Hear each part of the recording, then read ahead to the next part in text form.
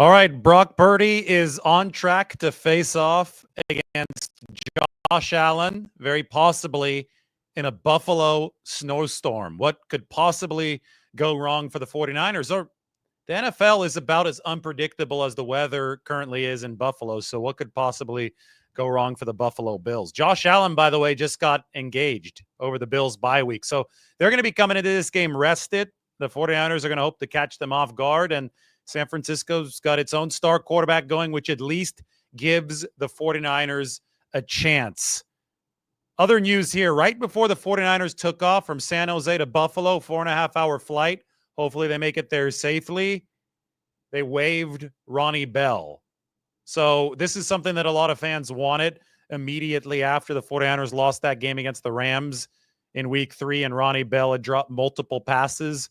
Well, it finally happened. And it's interesting because typically the 49ers will make a move like this and there'll be immediately a corresponding move in place. I do expect them to do something tomorrow. They typically do the day before the game, but they now have a 53-man roster spot open. We can take a look at that 53-man roster without Ronnie Bell right now. You can check this one out on the Google Doc. This is what it looks like for the 49ers as we speak. No Ronnie Bell in this receiver spot, so there's currently 5 receivers on the 53-man, including, and then 3 on top of that on the practice squad. Tariq Owens, it's Terrell Owens' son, Trent Taylor, and Russell Gage. The practice squad is full. 49ers removed Cam Irving today. He had only been with the team for a couple days. They signed Cam Irving on Wednesday, but they replaced him with Sebastian Gutierrez. So I'm making that change right now. Sebastian Gutierrez had been with this team earlier this year. He takes Cam Irving's spot. Is it possible that Cam Irving takes Ronnie Bell's spot on the 53? Irving is a 32-year-old. The 49ers won't have Trent Williams in this game. They also won't have Aaron Banks in this game against the Buffalo Bills. And Cam Irving has played some guard. So I wouldn't rule out a Cam Irving re-signing, although I feel the 49ers, it would just be funky for them to not do that before they get on the plane to Buffalo. So I'm waiting to see what San Francisco does. They have one more spot. They're obviously going to use that spot on somebody. It could be on Cam Irving, who had been on the practice squad. Maybe they sign him to the 53-man roster for some depth with Banks and Williams out. As you can see, the entire left side of the offensive line in front of Brock Purdy is out. But nothing seems to be set in stone. This is just not the typical order of operations that I've seen for the 49ers with these roster maneuvers. In the case of Ronnie Bell, 7th-round pick, 2023, just was unable to consistently catch the football for the 49ers. Too shaky with his hands. Tough receiver. They liked his run blocking. I think that's what kept Ronnie Bell around the 53-man roster for as long as he was around.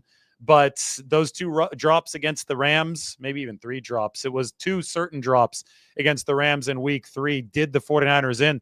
You think about that game, Brock Purdy had sensational numbers in that game. And even after so much went wrong for the 49ers, he threw a deep pass to Ronnie Bell on, I think it was a 2nd and long, late in the game, about a minute left in the 4th quarter, and he threw Ronnie Bell open. It was a perfect throw from Brock Purdy, and it just clanged in between the numbers on Ronnie Bell's jersey. So even despite everything that went wrong for the 49ers in that game, they would have won it had Ronnie Bell just caught the football against the Rams, and he didn't. And I know that was extremely frustrating to 49ers fans. I know that it was frustrating to the 49ers. They've had so much thinness at the receiver room due to a lot of these injuries that they have kept Ronnie Bell on the 53-man roster for the time being. But other roster needs have popped up. At least one more roster need has popped up, and we'll see exactly what the 49ers think that is.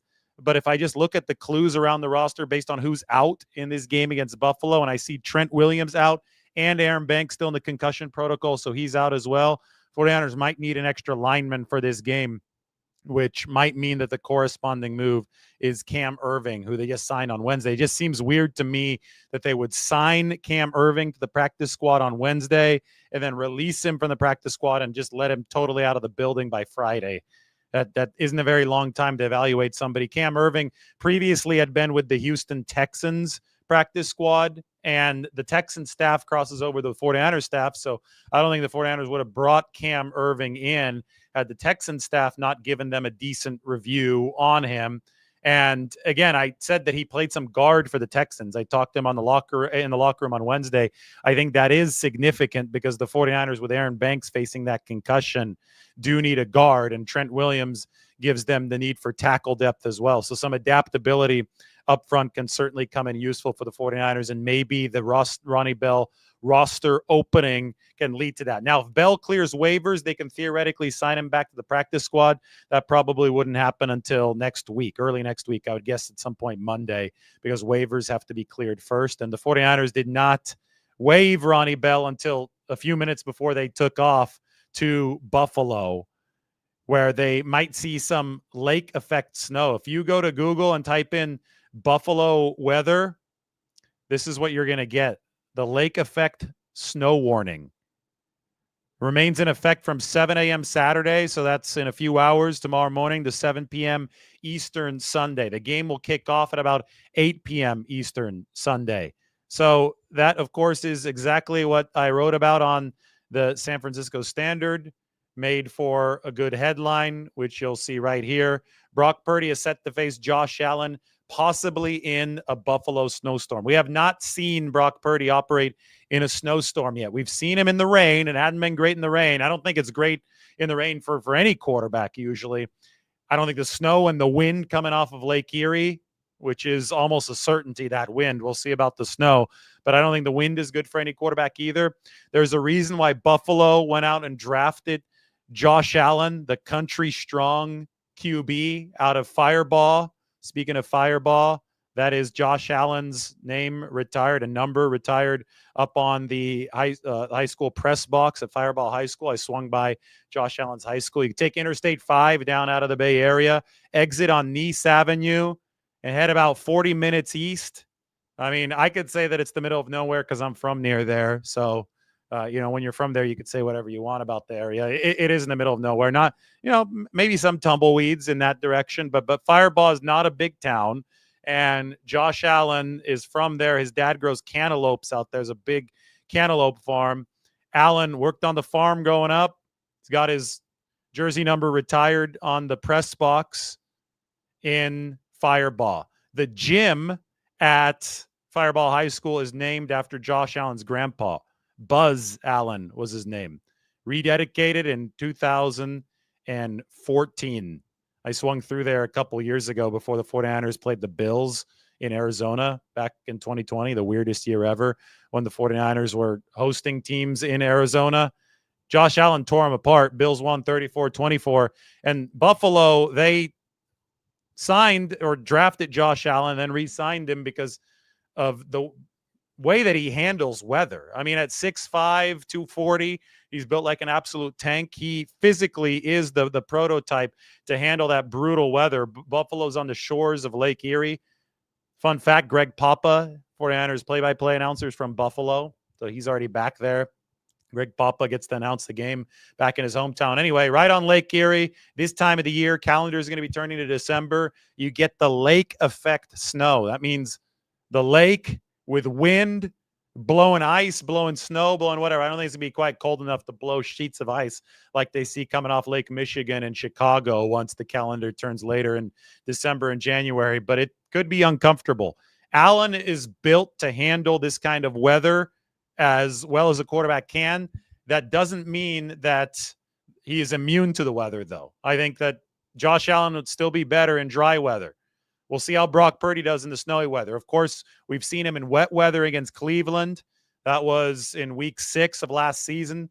Didn't play well, but was able to get it done at the end. It was Jake Moody who missed the kick.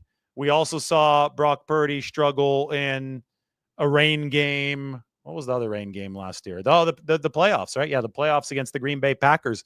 Struggled for most of that game, but then got the job done at the very end. So wet weather expected, maybe through snow. I think wind definitely is going to happen coming off Lake Erie. And Kyle Shanahan said today, this was the quote for people who are concerned about the wind coming off Lake Erie and Brock Purdy's shoulder. Shanahan said, I think everybody struggles to throw in that wind, including Josh Allen, of course, even when you're healthy.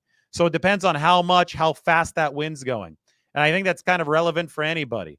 But Brock wouldn't be playing if he wasn't 100% at it. So I think the fact that he's going to be playing means he's healthy. Shanahan often talks in roundabout sentences, especially when dealing with some of these injuries. But at the very end of that graph from Shanahan, he said, I think the fact that he's going to be playing means he's 100% healthy. Purdy is officially listed as questionable, but Shanahan did make it clear, especially with the quote that I just gave you, that Purdy is on track to play. Now, there are other guys who aren't on track to play, and I go through it in the article here up on the Standard. We also have the Josh Allen fest here from Fireball in that article, so you can go ahead and check it out. But the 49ers in this game will not have Trent Williams. As I said, they won't have Aaron Banks. That's the entire left side of the offensive line. It's going to be Jalen Moore, and then, we'll see either Nick Zakelj, Ben Barch, or Spencer Burford at left guard. And then Cam Irving, currently not on the team, but I do wonder if they re-sign him before this game with the extra roster spot since Ronnie Bell has been waived. No Deommodore Lenoir on defense for the 49ers, and no Jordan Elliott, who's still in the concussion protocol. Lenoir's got a knee bruise.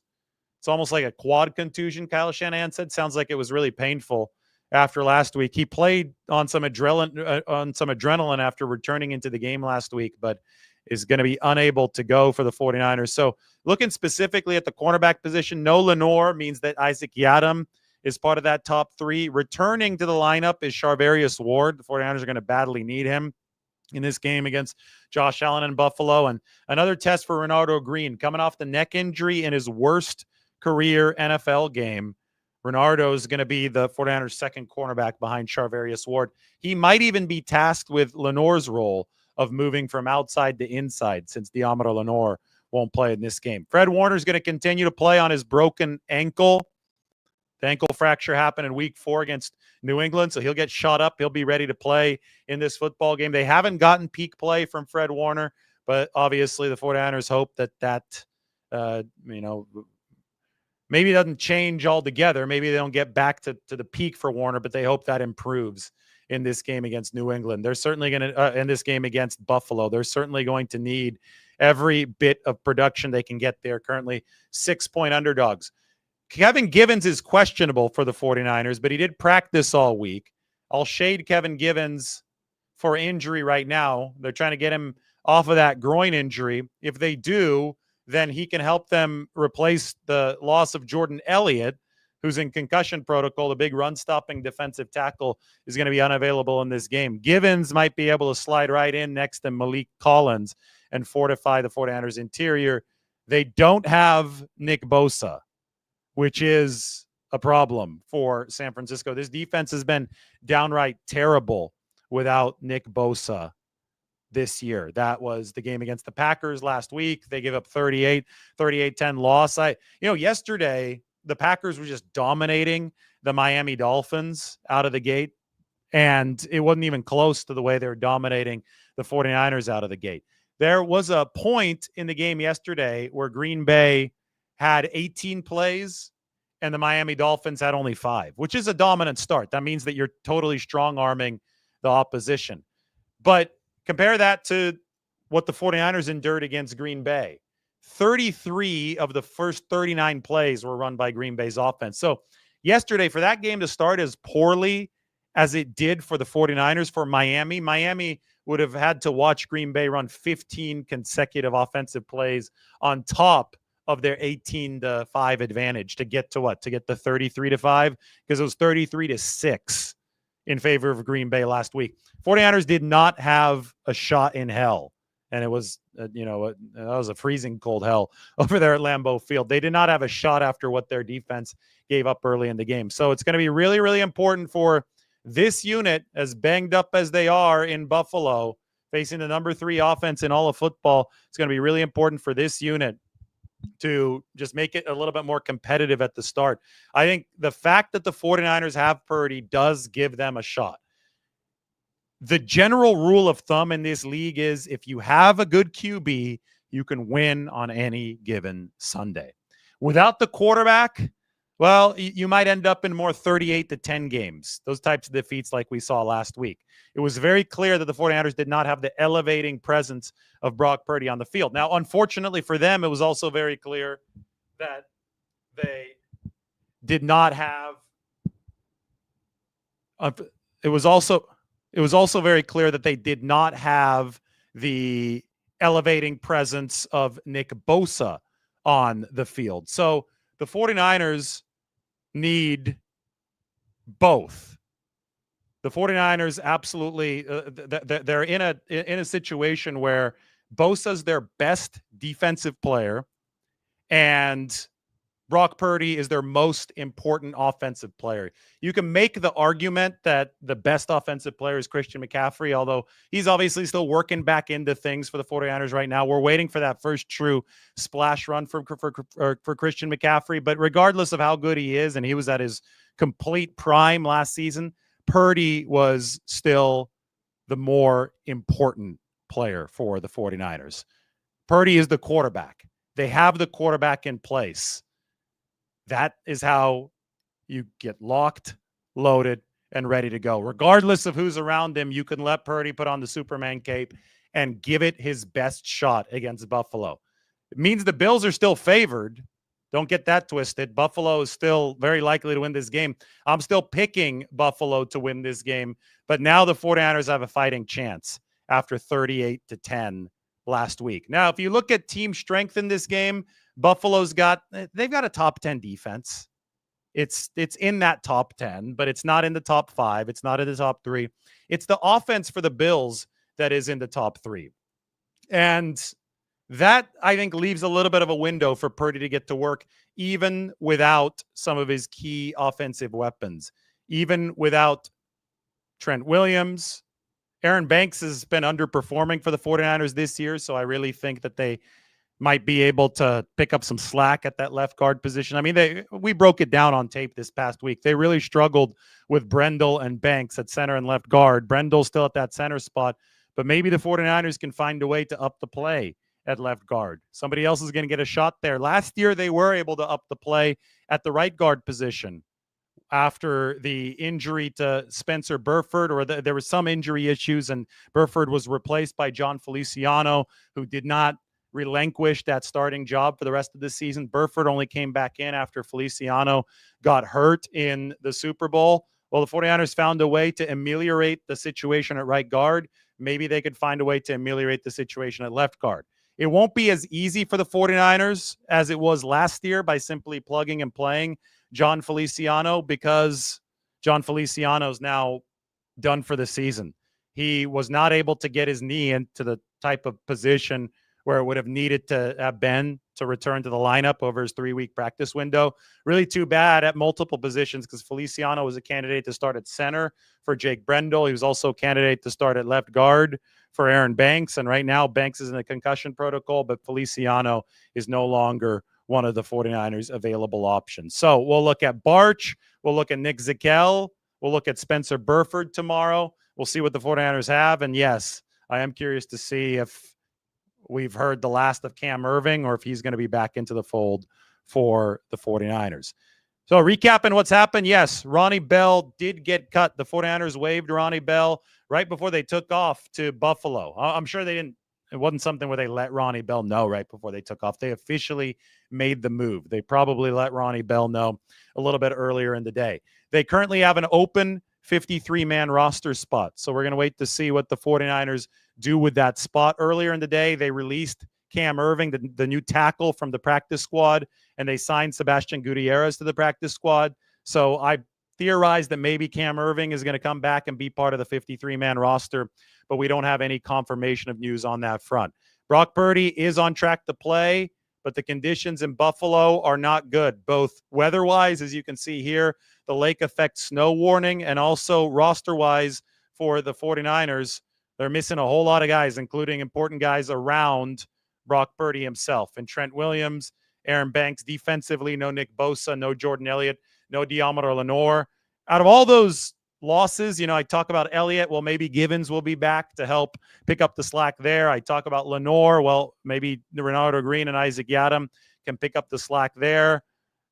Well, I talk about Trent Williams. Well, Jalen Moore played well last week. He can help pick up some slack there. I talk about Aaron Banks and the potential fill-ins at guard for the 49ers. All of those are possibilities for San Francisco to find productivity in the second string. But when I look at Nick Bosa, I don't see too much of that possibility. This defense has just been so much worse without Bosa on the field than with him on the field that it's impossible to say that they're going to be a top shelf unit. I think they have the potential to be a really good unit when Bosa's out there, when Fred Warner's healthy, which obviously hasn't been the case. But without Nick Bosa against the Seattle Seahawks, they were giving up over 6 yards per play, only 3.3 yards per play with Bosa out there. And then you saw the results against the Green Bay Packers last week. It got downright ugly at Lambeau Field. So it's going to be tough sledding for the 49ers defense.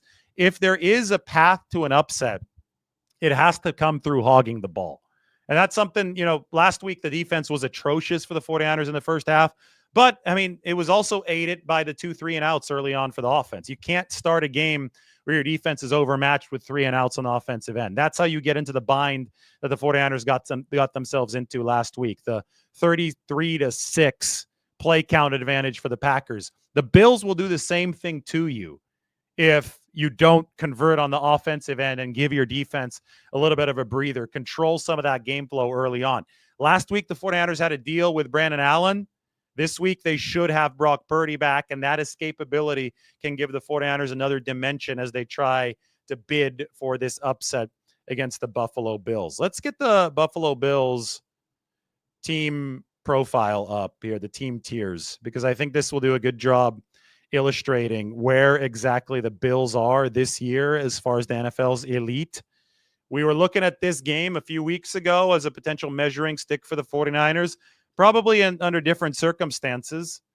Injuries and losses have accumulated since then to where the 49ers are in more of a desperation mode now. But this is still a free shot to truly get back into the thick of that playoff race. Buffalo is over here. I would say the only team with a decidedly more impressive profile than the Buffalo Bills is the Detroit Lions. Detroit's got a better defense, but the Bills have a better offense. So as you can see, there are teams with better defenses than Buffalo this year. 49ers have played the Minnesota Vikings. Now they struggled against Minnesota's defense. Buffalo not quite at that level. Green Bay's defense about at the same level as Buffalo's, but the Bills have a better offense. Maybe the snow is going to neutralize everything and slow down the offense in this game. Even Buffalo's in this game. Who knows? You have to let it play out. Like I said, the NFL has been more unpredictable than the Buffalo weather patterns this week, and Buffalo can go from 5 feet of snow to no snow really quickly. I think the one constant in Buffalo always is the wind. But here you could see the Bills are definitely an offensively driven team. So are the 49ers. This whole sample has now been messed up by the Brandon Allen game with Brock. Oh, no. Lost my camera.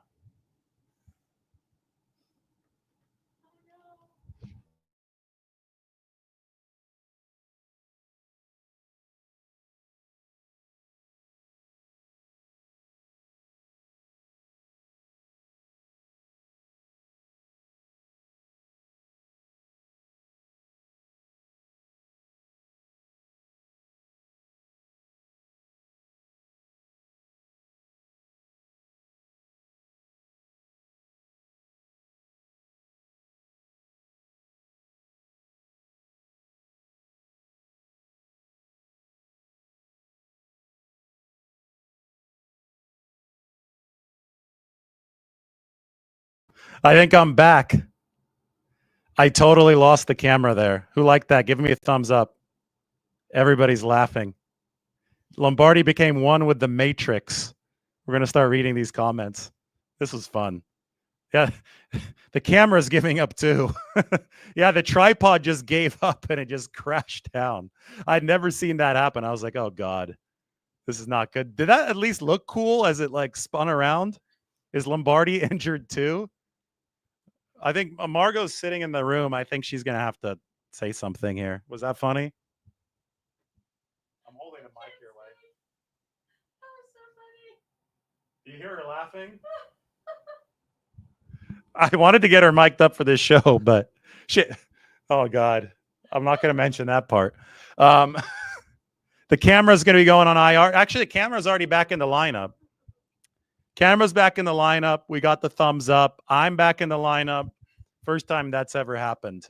That might be either a reflection of the 49ers season so far or an omen. We can hope. If you're a 49ers fan, you could hope that it's not an omen moving forward. Cut the tripod. So we said we need to waive the tripod and re-sign it to the practice squad.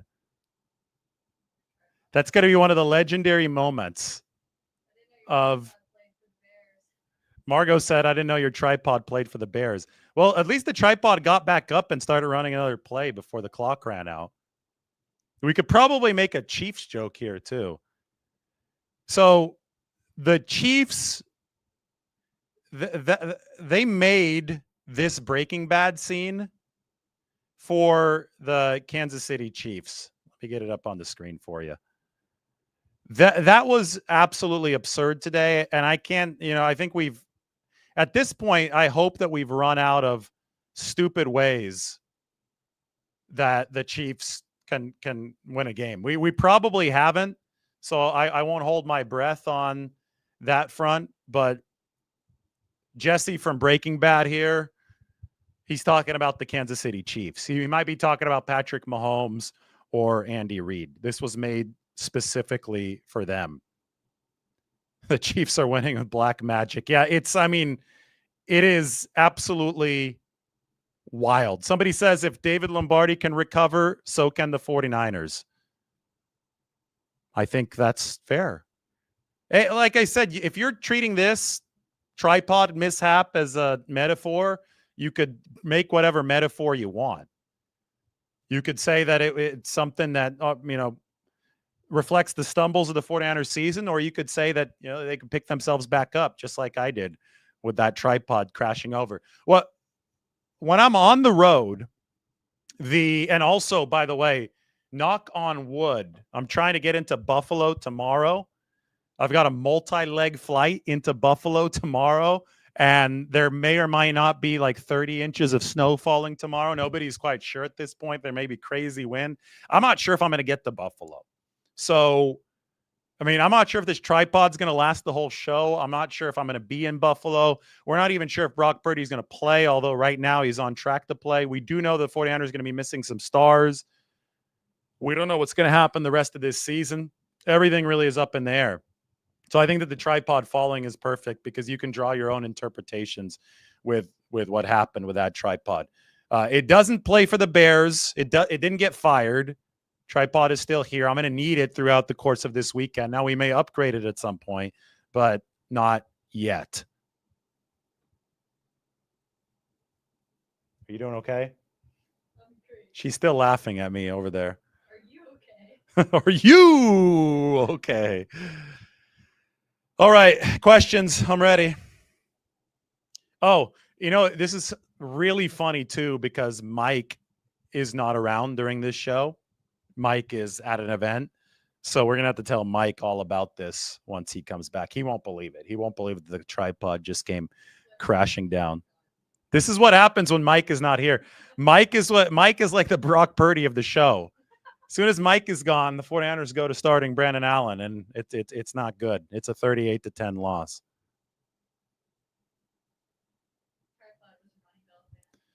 The tripod was a Ronnie Bell fan. Somebody asked, why did the 49ers cut Ronnie Bell? Well, I think they're going to make a corresponding move. Here, let's get it back open right now. The first thing I'm going to reopen is the Jesse Pinkman. You can't keep getting away with this. Line directed at Andy Reid. I think it's more at Mahomes, not at Reid. It seems to be Mahomes.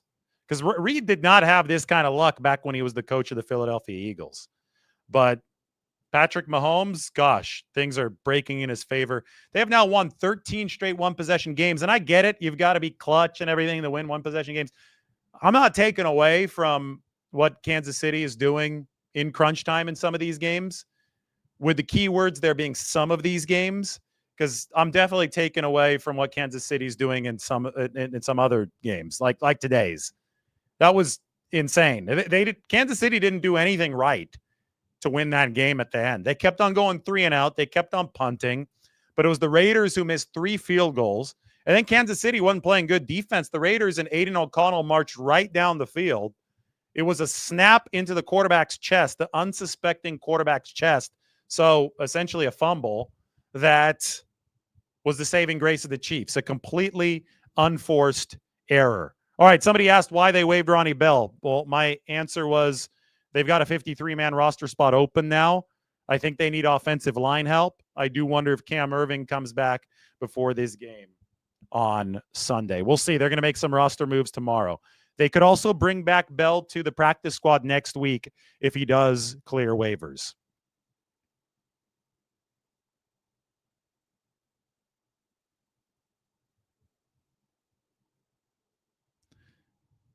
Got somebody asking, is there any chance if that Dobbs plays in this game? And if he does that mean they've thrown in the towel for the season?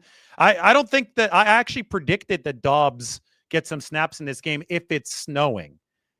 Remember the Pittsburgh game the other week when they lost to the Browns? Both teams used a 2-quarterback system. We saw the Steelers go to Justin Fields, and we saw the Browns go to DTR, Dorian Thompson-Robinson. So when it is snowing, you sometimes will bring in another quarterback to run specific things, run specialty packages, and we know that Josh Dobbs can do that. So I think if they use Josh Dobbs alongside Brock Purdy, it's because it's snowing and they're just trying to win the football game. You don't punt on the season when you're only a game out of first place with 6 to play. The 49ers positioning is not as dire as a lot of people seem to think it is, mainly thanks to the fact that the NFC West has been damn mediocre this year.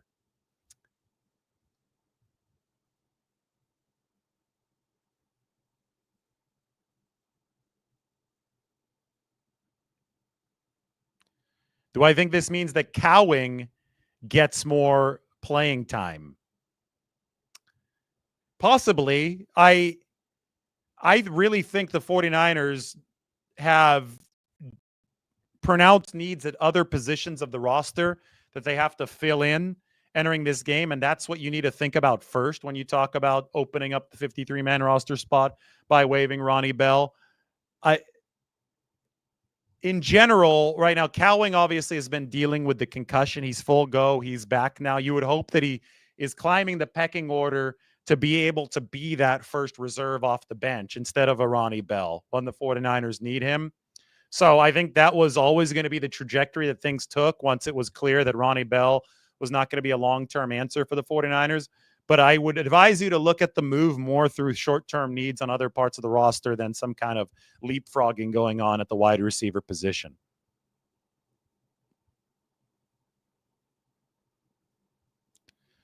Margot, hello from Tampa. You got a message? She says hello.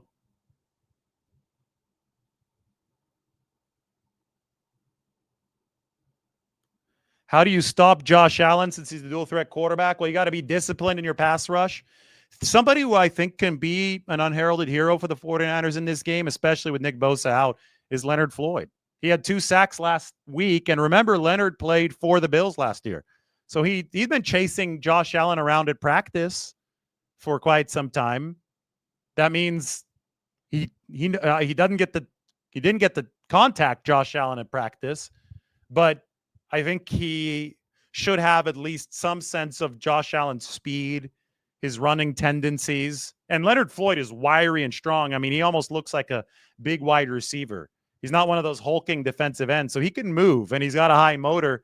So I think somebody like Leonard Floyd, disciplined from him, rushing, and then his speed, that could come in big for the 49ers as they try to track Josh Allen. But it's going to be very challenging for San Francisco, especially considering the fact that Fred Warner continues to play hurt for the 49ers.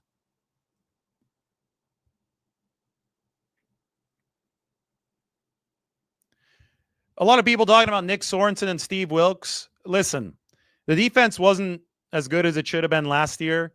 The defense obviously isn't as good as it should have been this year.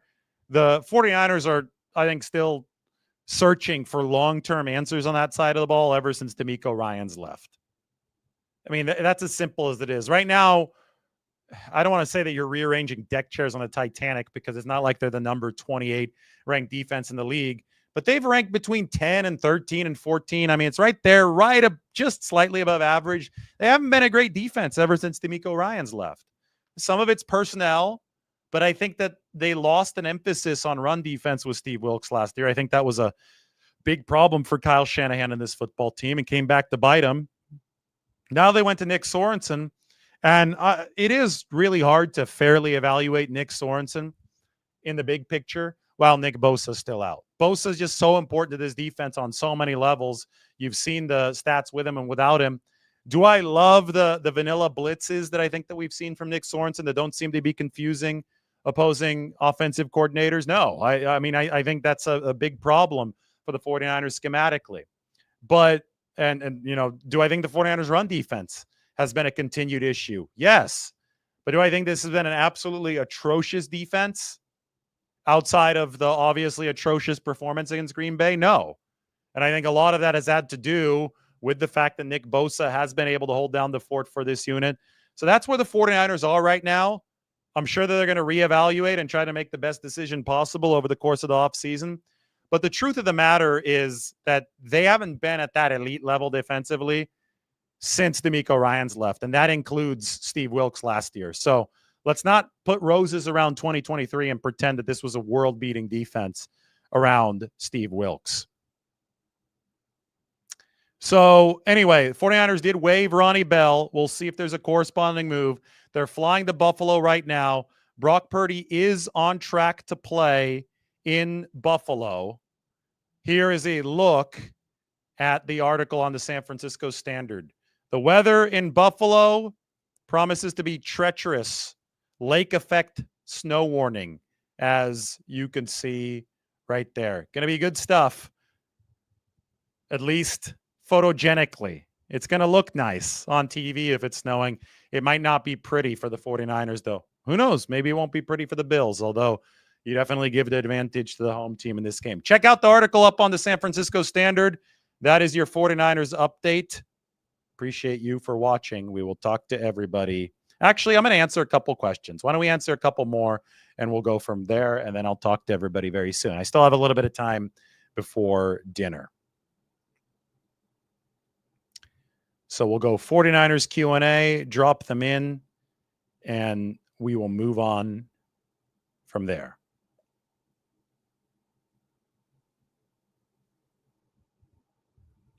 By the way, this show is sponsored by BetterHelp. And today we're going to thank the tripod, which was able to get up and continue fighting after that unfortunate fall. Thankfully, the tripod is resilient, even though I might have to go on injured reserve after this show. So along with the tripod, we also need to thank somebody else, and that is ourselves. Because this month is all about gratitude, and it's sometimes hard to remind ourselves that we are trying our best to make sense of everything. And in this crazy world, that isn't easy. Here's a reminder to send some thanks to the people in your life, including yourself. If you're thinking of starting therapy, give BetterHelp a try. It's entirely online, designed to be convenient, flexible, and suited to your schedule. Just fill out a brief questionnaire to get matched with a licensed therapist and switch therapists anytime for no additional charge. Let the gratitude flow with BetterHelp. Visit BetterHelp.com/Lombardi Lounge today to get 10% off your first month. That's BetterHelp, HELP.com/Lombardi Lounge. Charvarius Ward will be back this week. I've talked about that. That's one of the questions. Will Ricky Pearsall get more targets this weekend? Well, if it's a big snowstorm, it might be tough, but I do think so. It wasn't really targeted at all last week. So I do expect Ricky Pearsall to be a bigger part of the 49ers offense. Greg asking, yes, there is an update on Purdy. He is expected to play. That is the focal point of this show. Is snow expected in Buffalo? Well, all I can tell you is that there is a lake effect snow warning. I think that some snow is definitely expected. We'll see if it's snowing during game time or if it avoids the stadium area altogether. All we do know is that it is unpredictable. Fred Warner will play. Yes, he's got an injury. It is a sprained ankle and a broken ankle as well. There's a fracture in there. He's been getting shot up every single week to play. He hadn't been his defensive player of the year self, but obviously still better than most linebackers in the league, and he's gutting through things. Should earn some more respect for Fred Warner. A lot of people trying to say, oh, he's cooked, he's falling off, and then they found out he has a broken ankle and he's been playing on it. So I think that shut people up pretty quickly. Don't question the 49ers' desire. Between Bosa trying to gut through things earlier this year, Trent Williams trying to gut through things, obviously Fred Warner continuing to gut through things. I mean, these guys want to win. They're just tired. They've strained for seasons now. A lot of veterans on this team. They need a little bit of a boost, and they have gotten some of that boost from the rookies. It's a tough season for the 49ers. Sometimes it just works that way. But you've got to keep on fighting while you still have a shot. And they're only a game behind in the NFC West. So they're going to be playing the Buffalo Bills in what might be the toughest fight of this regular season, coming in that lake effect snow on Sunday in Buffalo. Anyway, check out the article. It is up on the San Francisco Standard. It's been great talking to everybody. We'll see you soon.